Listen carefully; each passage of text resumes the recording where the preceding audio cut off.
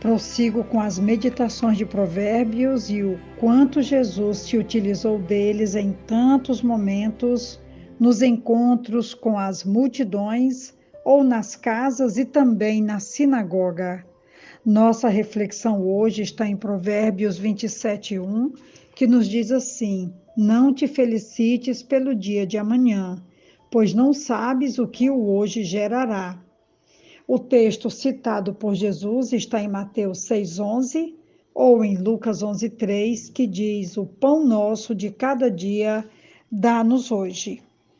Nós sabemos que essa é a segunda etapa da oração modelo, a oração do Pai Nosso que Jesus nos ensinou.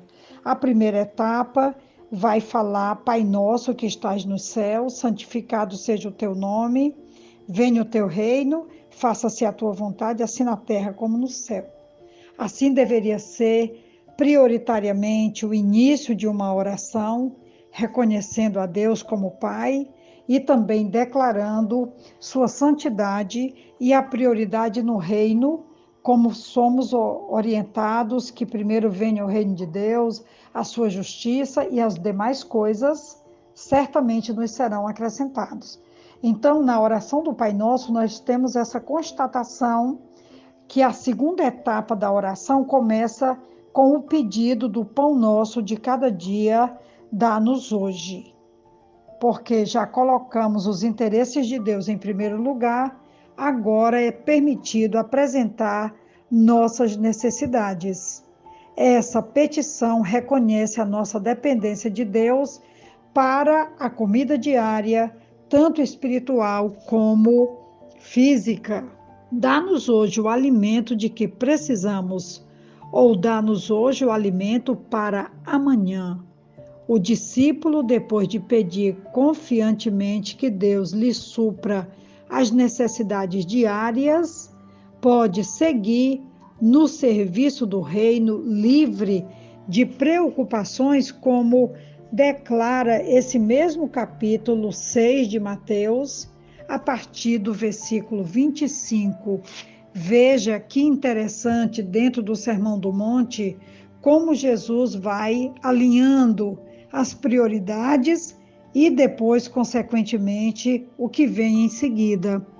Esse texto extraordinário, começando aqui no versículo 25, diz: Por isso eu lhes digo que não se preocupem com a vida diária, se terão o suficiente para comer, beber ou vestir.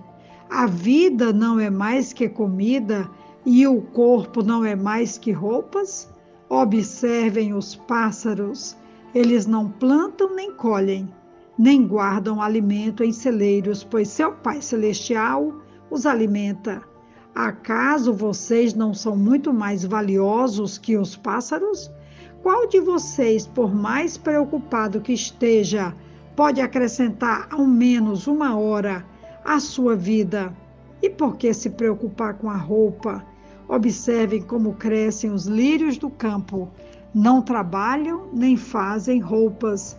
E, no entanto, nem Salomão, em toda a sua glória, se vestiu como eles.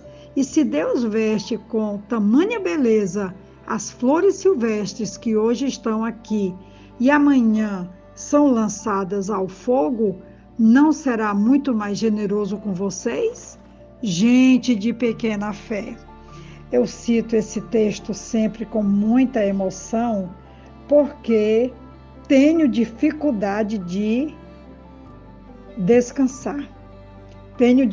Eu tenho compartilhado com vocês no dia a dia meus pontos vulneráveis, minha luta diária, e eu gosto de citar esse texto de Mateus 6, a partir do 25, você pode fazer a leitura até o versículo 34, porque ele me desafia a confiar plenamente e descansar no Senhor, porque esse texto, Jesus ensinou uma vida livre de ansiedade e confiante na provisão divina. E a gente também precisa saber que nós temos um Deus que é Pai, que nos alimenta e que Ele nos mandou descansar e esperar e aguardar. Eu também me lembrei quando os judeus estavam saídos lá do Egito, quando o povo de Deus passou 40 anos no deserto.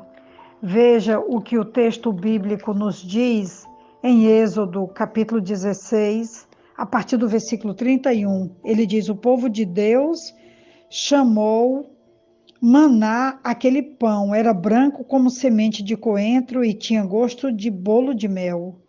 Disse Moisés: o Senhor ordenou-lhes que recolham um jarro de maná e que o guardem para as futuras gerações, para que vejam o pão que lhes dei no deserto, quando os tirei do Egito.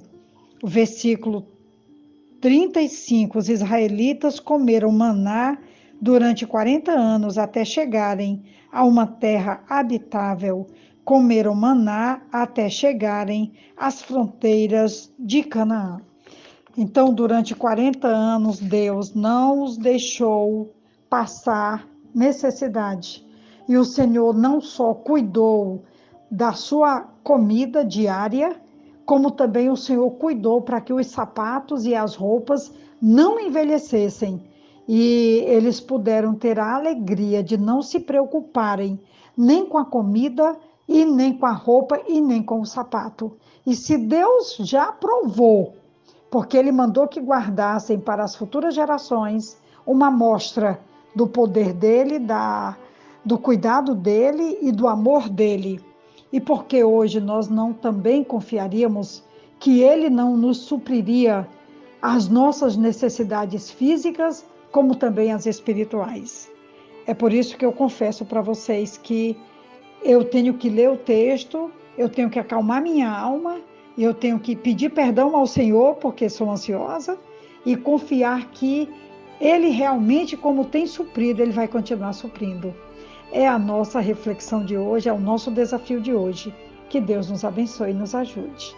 Um grande abraço da pastora Betinha e que continuemos confiando no Senhor, o Deus das nossas vidas. Um grande abraço.